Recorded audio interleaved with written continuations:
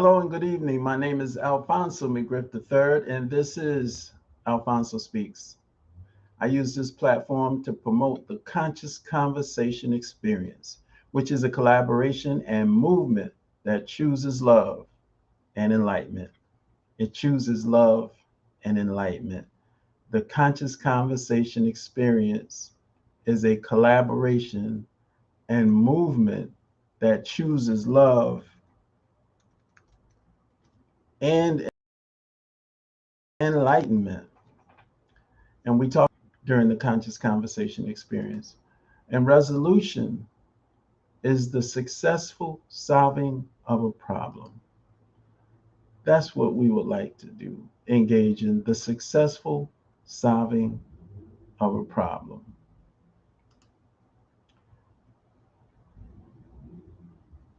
So I'm here to help myself and to help people around the world transform conflict into conscious conversation that leads to understanding, resolution, and enlightenment. And you ask, what is a conscious conversation?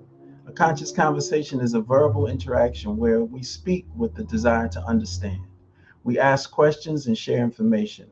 We take responsibility for our thoughts, words, and actions and control our prejudices and emotions, which, if left unchecked, will disrupt the goal of having a conscious conversation experience. The strength of a conscious conversation is its ability to inspire rather than manipulate. Ultimately, the conscious conversation experience is a pathway to understanding, resolution, and enlightenment. I always share a warning when we're talking about growing and evolving and developing a sense of self. And that warning is I have learned that developing myself can lead to unnecessary challenges with insecure people who are intimidated by those who have a sense of self.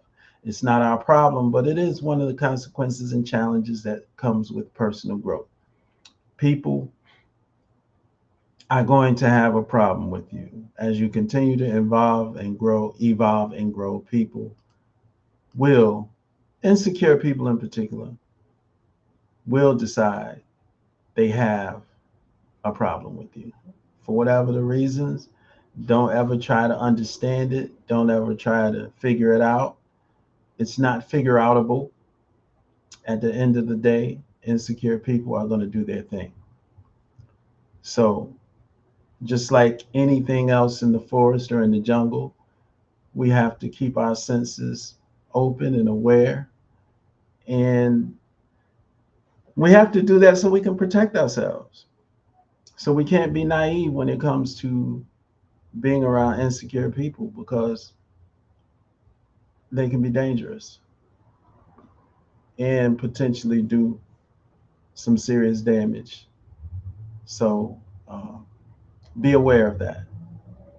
With growth comes the challenge of dealing with insecure people. So tonight, with thoughts that I'm willing to have a conscious conversation about enemies, I hear a lot about enemies. I hear a lot about enemies, especially lately. But my whole life, I've been hearing about enemies. Like I grew up in the church, and there's no greater place to hear about enemies than in the church. And so I constantly hear about enemies. And I am one who, at this point in my life, I don't have enemies at all.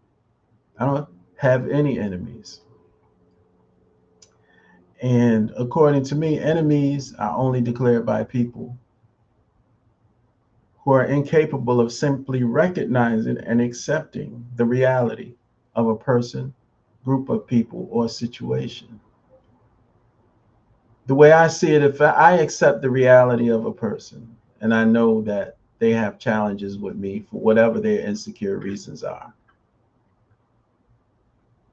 I just accept it. And I don't get into battles about it. If they have a problem with me and they have declared me their enemy, more power to them. If that works for you, more power to them. Like the late great Isaac Hayes once said, whatever you do, you have to do your thing. You can never do anybody else's thing. Even if you're trying to imitate somebody else, you're still doing your thing. So for those who have enemies, you have a right to have enemies, is that if that's what you choose. For me, there is no greater enemy who can be worse to me than myself. If I'm going to have an enemy, there is no greater enemy who can be worse to me than myself. And that is strictly based on decisions that I make and how those decisions affect me. Many times, I am my worst enemy when I compromise my self respect. And some people are going to deem this blasphemous, I think that's how you say it, blasphemous or blasphemous. But to me, the way I see it, God is self respect and good decisions. God is self respect and good decisions. Because if you don't have any self respect, or if I don't have any self respect and I continue making bad decisions, then I am my own worst enemy. And there is absolutely nothing God can do for me. I said that the other night. I was talking about this recently. If I am my own worst enemy and I have no self respect and I continue making bad decisions, it's nothing God can do for me. Jesus, Muhammad, crystals, candles, affirmations, tarot cards. There's nothing any of that stuff can do for me if I have no self respect and I continue making bad decisions. So for me, I have declared and determined, and this is not the most correct thing, and I don't claim to be the most correct, but this is the way I see it. And you can take it or leave it. I have declared that God is self respect and good decisions. Because with self respect and good decisions come favorable outcomes. And many of us would like to say that is because of God. And based on my conclusion, I agree. If God is self respect and good decisions, then I agree. A favorable outcome would be because of God. So I have no enemies. And like I said, enemies are only declared by people who are incapable of simply recognizing and accepting the reality of a person, a group of people, or a situation. When we accept the reality of the person, group of people, or situation, then we can now plan on how to deal with them and move on with life with self respect and good decisions with God. And that's according to me, that's not necessarily the truth. But that's how I see it. So that's what I wanted to say about enemies tonight. Now, I also wanted to talk about, answer the question, in what ways do I make decisions that hurt me? That's the question that I answer every night. In what ways do I make decisions that hurt me? When I make decisions that hurt me, then I usually am contributing to my own misery. And so if we want to, if we really want to continue growing and not be miserable, then we can't make decisions that hurt us. We can't make decisions that hurt ourselves. So, in what ways do I make decisions that hurt me? Tonight's question is, do I choose negativity over understanding and resolution? A lot of times, when our emotions take over, we choose negativity over understanding, resolution, and reality. Because rather than accept the reality of a situation, we choose negativity. And no matter how negative we are, no matter how upset we are, no matter how much we scream and holler and cuss, no matter how much we pray, no matter how much we light candles, march, protest, the reality is going to be there. And the best approach to reality is a plan, not an emotional outburst, not an emotional reaction, a plan. That's the best approach to reality, and that is having a plan. So, do any of you choose negativity over understanding, resolution, and accepting reality? At the end of the day, it's totally non-productive. And that's what I wanted to put on the table tonight. Rather than, if we are choosing negativity over understanding, resolution, and accepting reality, then we're going to confirm a miserable life. We're going to keep our lives miserable.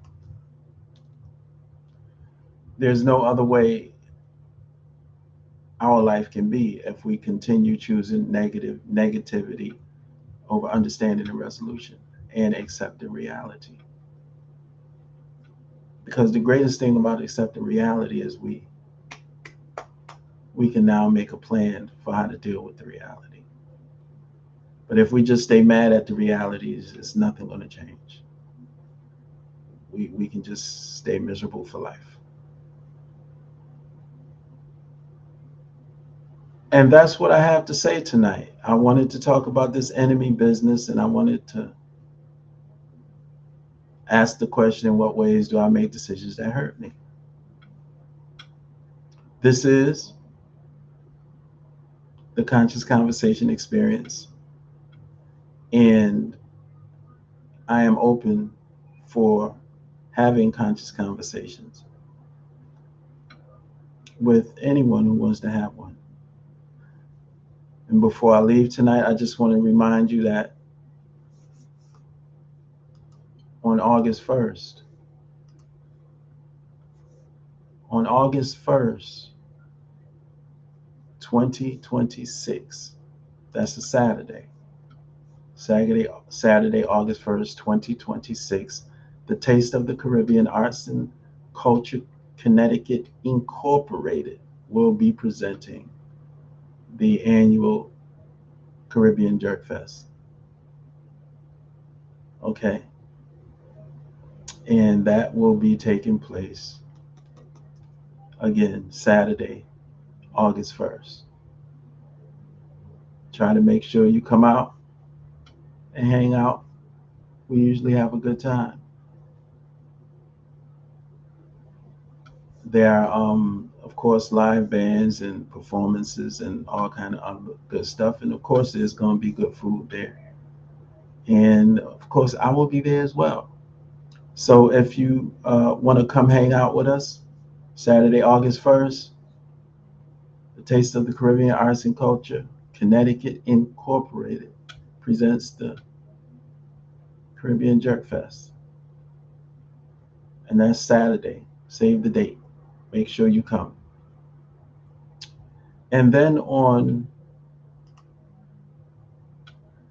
coming up next week, July 17th through the 19th at Bushnell Park, Friday, Saturday, and Sunday, the Hartford Jazz Festival. And that's coming up next week, Friday, Saturday, and Sunday. Bushnell Park, Festival of Jazz, 3 days, vendors, food, great music, live music, 3 days. And on Friday, next Friday, the first day of the Jazz Festival, Friday, July 17th, at 9:45 p.m., I was invited to share a poem. So I'll be sharing a poem at 9:45 p.m. next Friday before the headlining act. And the poem is a tribute to Black women, and I will have the opportunity to share that poem. So I feel honored and privileged to be a part of that and have the opportunity to share that poem on the big stage next Friday at 9:45 p.m.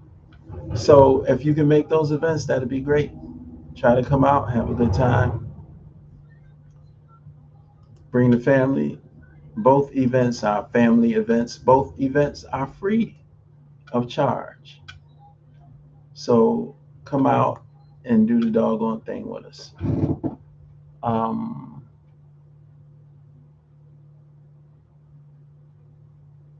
yeah, free admission on July 17th, 18th, and 19th at Bushnell Park, and free admission for the Taste of the Caribbean Arts and Culture Connecticut Inc. Caribbean Jerk Fest, Saturday, August 1st.